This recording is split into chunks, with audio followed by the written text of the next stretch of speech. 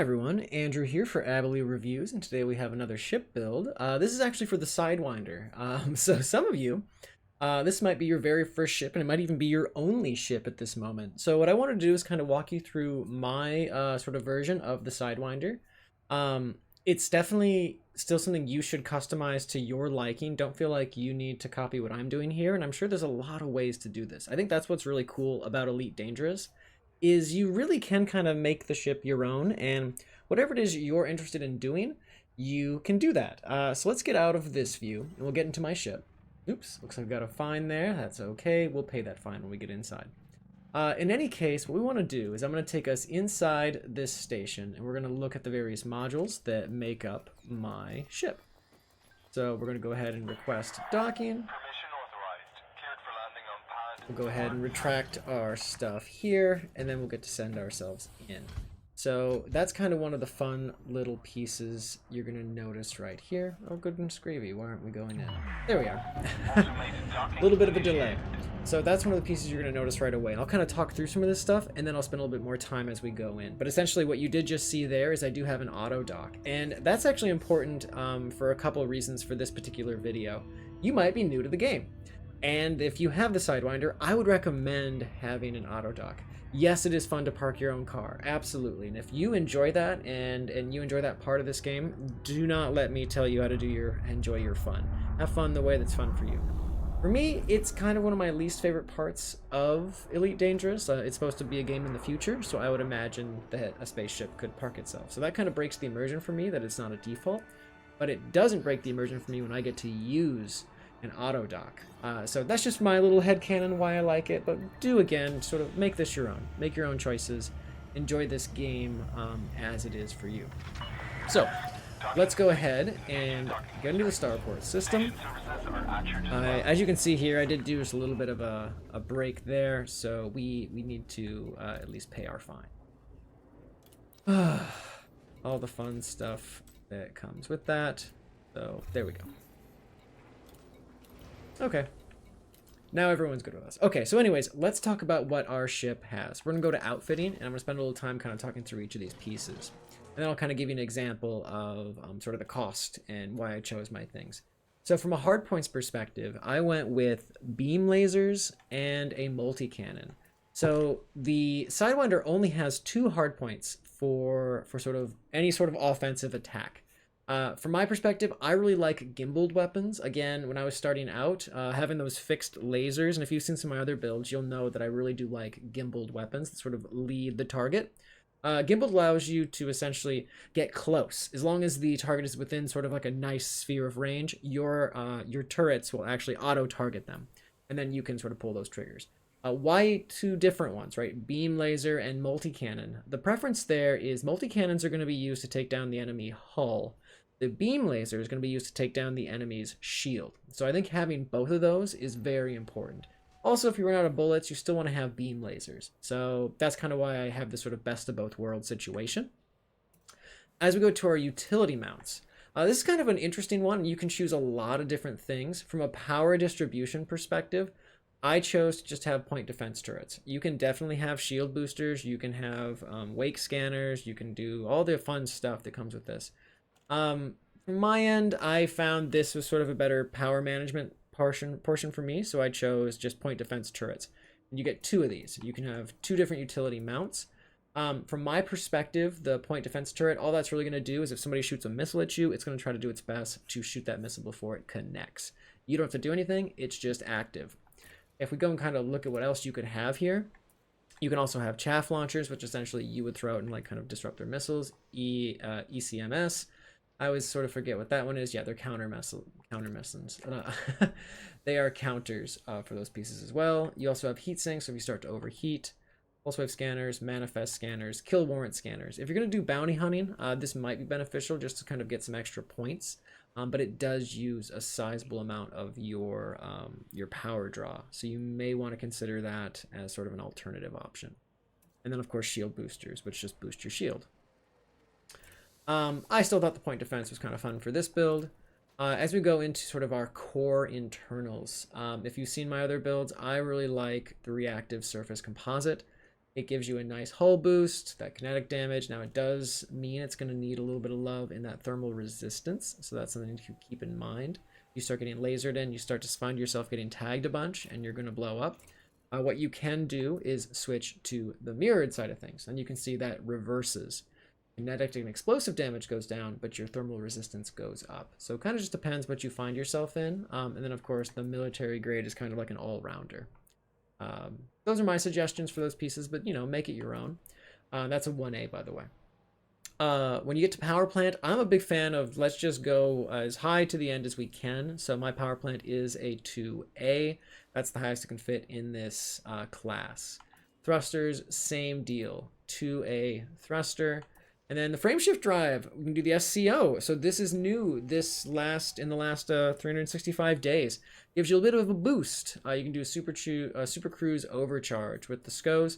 It is still your choice, but I think it does give you just a little bit more. So if we were to look at the distinct differences, you also have a 2A standard frameshift drive. You can see this does cost just a little bit more.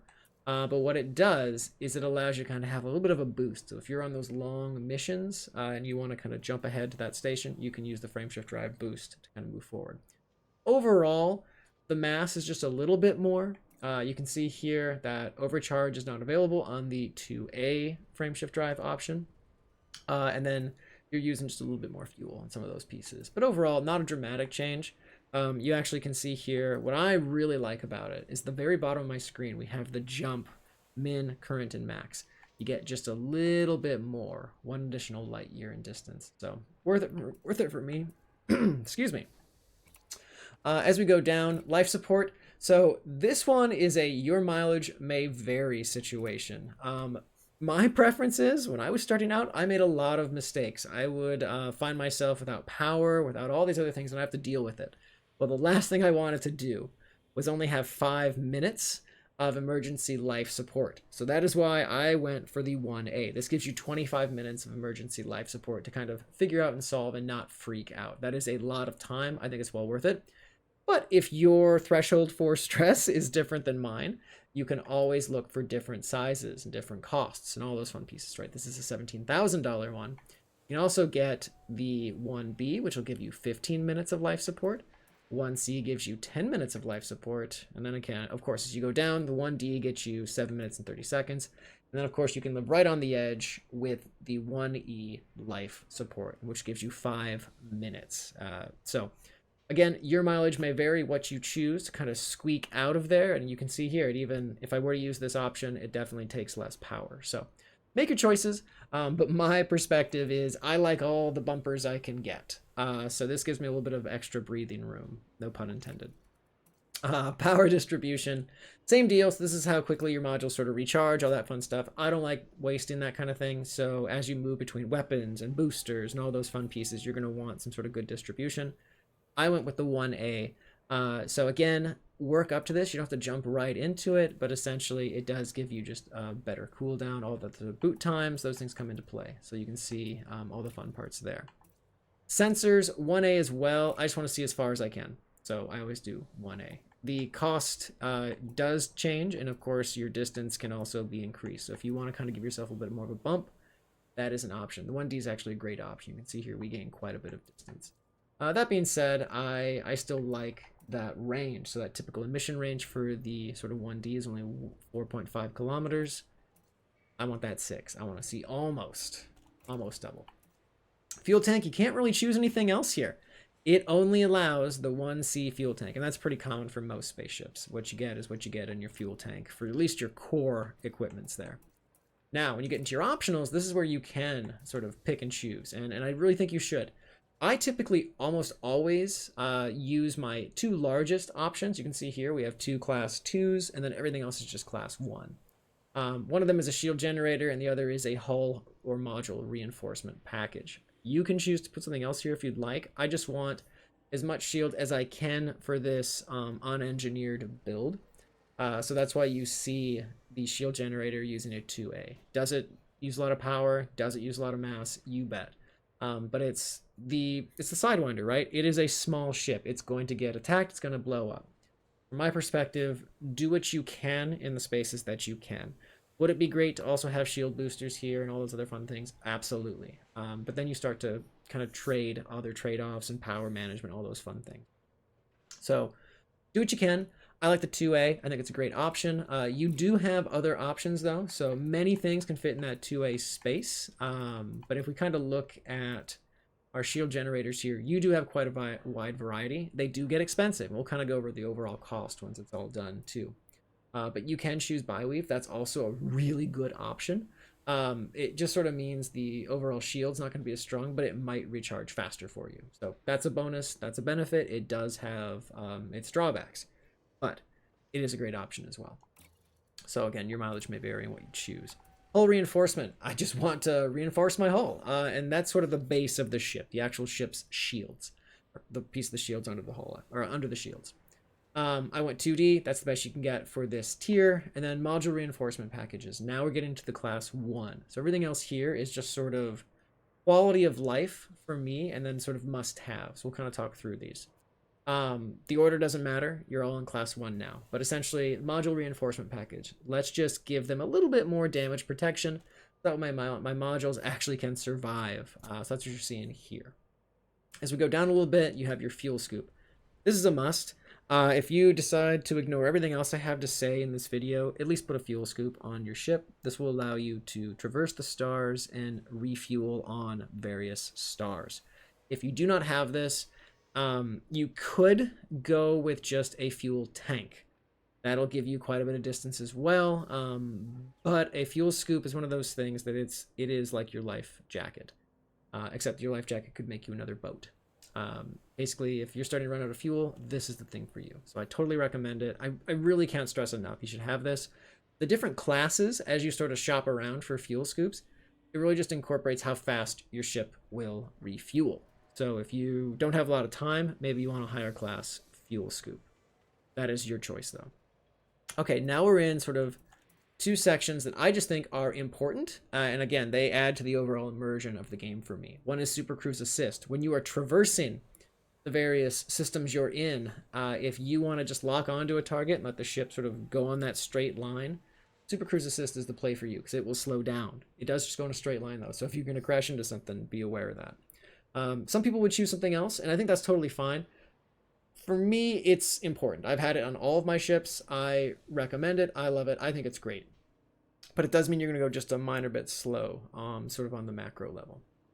Now, if we go down a little bit, advanced docking computer. We touched on this at the start of this video. I think it's a must as well. I don't want to deal with that. I just want to get into the ship, get into the station, and then do my business there and then bounce. And then the planetary approach suite. This is an optional thing. Well, I guess I suppose it would be or couldn't. But anyways, if you have Elite Dangerous Odyssey, this allows you to land on planets. You get that for free with all of your ships. Now, that's the end of that list. Go to vehicle bays. We don't have any on here. You could on this ship. So this is where I kind of went back and forth a little bit. It is again kind of your choice. I think one of the important parts of Elite Dangerous, especially when you're starting with the Sidewinder, is it really is a multi-role ship. So what does that mean when I say that? Essentially, you can put a lot of things on here and you can try a lot of things. You don't have to choose all these pieces. So if you're really interested in transporting people or cargo, get some cargo racks. Try it out. See what that's like. It's not large. It always will be a sample. Keep in mind, the Sidewinder is a small ship, but it'll allow you to sample pretty much everything that Elite Dangerous has to offer. Do you want to have passenger cabins? You can do that. Well, not specifically with this class. I do think you would have to go to class 2. Let's just confirm so I don't seem silly. Passenger cabin. There you go. Yeah. 2E. That is the only one. If you want a passenger cabin in your Sidewinder, you're going to need 2E right there. But you can do it. And then you can try it out and see if it's for you. But in any case, this lets you do a lot of different things, which I think is really cool. And one of them is planetary hangars. This one is key. So it's also another 2, class 2. So it is going to take one of those slots. If you want to drive around on different planets, this is the thing to get. So I think it's totally worth it if you haven't done it yet. In any case, that is sort of my core build for this ship. Now, what else is there to do? Well, you also have to manage everything. So if we look over here, and let's see, let's go a little bit bigger. Oops, oops, oops. All that bumping around. Sorry about that. First things first, go to your fire groups. Make sure to set your beam laser and your multi-cannon as 2 different groups. For me, it's sort of right trigger and left trigger. It's 1 and 2. I would hate to waste my bullets, my multi-cannon options, when their shields are still up. So you're going to want to use your beam laser first. Once their shields go down, then you're going to want to use your multi-cannon to use your kinetic energy against them. But before we do any of that, we need to manage our power, because if everything is at 1, you are going to overheat and everything's going to shut down and you're going to have a bad time. So first things first, got to have your thrusters in 1, got to be able to move. So your priority 1. And just kind of a quick overview of what this is, if this is your first time looking at this. Imagine basically you have to manage power, right? So your ship has, I think Star Wars, right? More power to shields, Scotty, that kind of stuff. Essentially what this is doing is I have all of these things active at once. Well, if they're all active at once, they're all screaming at once, what's the priority? Just like in project management, you need to sort of create a list of priorities. That way, if we run out of resourcing or we have to pick and choose projects, you already have your priority. So that way other things can be put on pause or turned off, but you can finish the core pieces. So kind of how you read this is you have output at the bottom and then usage. So usage is when everything is on, and then output is kind of just like your core effort there. Basically, nothing's out yet. I'll kind of give you an example when we fly out. So thrusters, you're gonna need to you need to move. You need to be able to move no matter what. Let's say you're in a bad situation and someone starts attacking you and you start overheating or any of these things happen. So you always want to have thrusters as your priority 1. Shield generator, it's really important to be protected, but it's not as important as movement. So I put that as a priority 2. You can go all the way to 5. Cargo hatch. If you're not really carrying cargo, you can actually put this as a 5, but I kind of hate to forget, so I leave mine as a 4, and I'll kind of give you an example why as we go through this. Beam lasers, these are for attacking, so I consider that a 3. It's definitely not for defense, and it's not for movement, but if I want to be fighting, it's a 3. Sensors, kind of put that in that defense space, but really just like reading the area. Life support is a 3. Once life support turns off, you get life support, so you're fine putting that a little bit later. Power distributor. That's how you choose more power to shields, more powers to weapon. I put that as a 2. You can choose to move these things around if you'd like. Advanced docking computer. So that's a 5 for me. That's not because I don't think it's important, but it kind of depends what you're doing. So think about this. If you are out in space and you're in a war zone or you're flying around, you're not docking anywhere. So it doesn't need to be the first thing. So if you start to overheat your ship or you exceed your power limit, this would be one of the first things that gets turned off. And that's okay, because when you're entering a starport, you don't have your guns out. So it doesn't matter. This can be last and you'll be just fine. Really, this stuff only matters when you pull out your hard points, your weapons. That's when you start to exceed power limits. But I'm not docking into any starport when my guns are out. So that can be a 5. Multi-cannon is a 3, same as the beam laser. Fuel scoop is a 4. Kind of the same balance, right? My guns aren't out, so my fuel scoop doesn't need to be with them. That's when I'm just flying around a sun. I'm not shooting into the sun or a star. Frame shift drive. I want to be able to get out of there as quickly as I can. So that's why that is at a 1.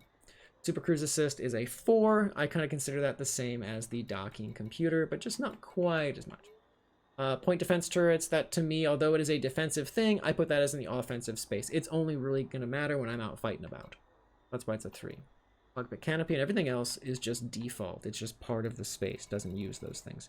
So as you can see here, if I were to turn everything on, which it technically is, you can turn stuff off by checking here and just making it inactive. I can see my usage went down. But if everything is on, that's when your hard points are used. I will be at 4% over 100%. That means something has to go down. We already know what's going to go down first. The advanced docking computer. That's going to stop me. So if we were to disable that, you can see now we're under. So what does that look like? Let's go ahead and fill up. Let's auto launch. So we're going to head out, and I'll give you an excellent example of exactly what I'm describing. So our ship's going to step out of this station, and we're going to open up our hard points. And that's where you're going to see an example of sort of the power management space here. This is a little bit more overkill for some of these videos. I know you probably just wanted to see, oh, what was your build? And that's the end of it. And I've definitely supplied you with that in this video. This is just kind of giving you a little bit more of an overview. My thought is if you have a Sidewinder, you might be newer to this game.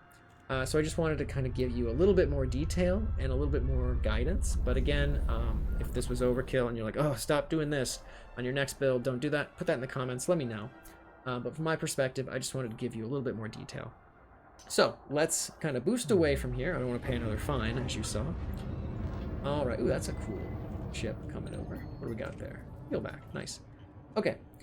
So watch as we start to get some messaging when I pull out my hard points. So right now, those point defenses are always on. That's fine. But if I select my thing, hard points are out.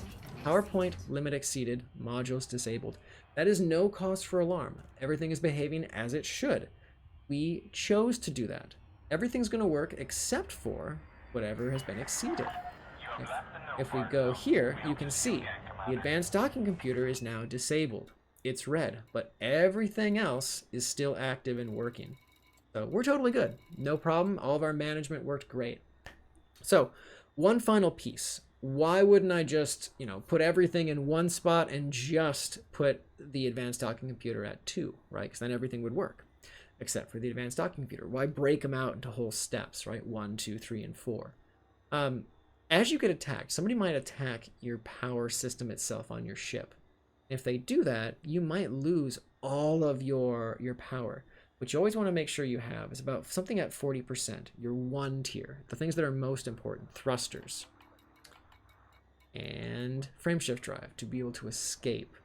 You want that to be under 40%. Of the entire usage. You can see there, if you kind of looked at this bar graph at the bottom where usage is 104%, 1, 2, 3, 4, and then 5 is in the red. You want the 1 category always be under 50%, actually under 40%. So that way, if everything goes sort of south on you, you can still operate at 40%. You can escape because things have obviously gone south. So that's what we're doing here. Okay. I hope that wasn't too complex. I hope I didn't overly explain it. The final thing is, what does all of this cost? Right? So you get the the Sidewinder for free. It's automatically your ship. You get it when you start this game. You also get it if you blow up any other ship you have, and then you're going to start with it again. That's not always very great, but it will happen. If you don't have a rebuy and you can't pay your insurance cost, you will find yourself with the Sidewinder again. Don't fear, we've all probably been there. That's why they always say don't fly without a rebuy. That being said, to get everything that I have supplied you here, your total cost will be 1.1 million credits, or 1,160,000 credits, give or take some change, but really 1.1 million. That's what you're looking for to make this entire ship, and your insurance cost is going to be 58,000. So 1.1 million to outfit exactly what I have here, and 58,000 to rebuy the ship if it were to blow up, which it perfectly will, because that's going to happen in Elite Dangerous if you join into some combat. And that's kind of what this ship is kitted out for, a little bit of combat. I do hope this video was helpful. I hope it was informative. And I'm just going to kind of end you on one other final piece. Those of you that do want to explore the stars, you can do that with this ship as well. So if we go over to our galaxy map, our overall range, our max range, is going to be about 17 light years, give or take. And you can kind of see here, we've got some of these options. That doesn't mean you can't go further. You now have, the ability to sort of use a fuel scoop and get stuff from various suns. So you can go a very long ways. But that being said, your initial sort of jump range, let's watch this. I'll kind of put this in here. We can do this jump we can do this in 2 jumps, and it's not going to require us to do anything. Our fuel is just enough. But as we start to go a little further out, we set that up, you can see now we've got the dotted line. So this will be a fuel star. We'll have to fill up here, and that'll be 3 jumps, but we can go to this fuel star, and then we'll be full and be able to go that way. I hope that was clear. If not, we have other videos that do cover how to use the fuel scoop and all those fun pieces, but I'm just trying to explain. Just like in your car or your motorcycle or anything else, you only have so much fuel, but fortunately you can use your fuel scoop to sort of fill that up, and you'll have your fuel star right there, and you'll be able to keep going. That's why the fuel scoop is important. It essentially makes the stars open to anywhere you want to go. This is awesome. Thank you so much for stopping by. I hope this was helpful. I hope it was informative. If you have any other questions, please feel free to drop them in the comments. If you'd like to see other videos, let us know as well. Again, thank you so much for stopping by, and we'll see you in the next one. Take care. See ya.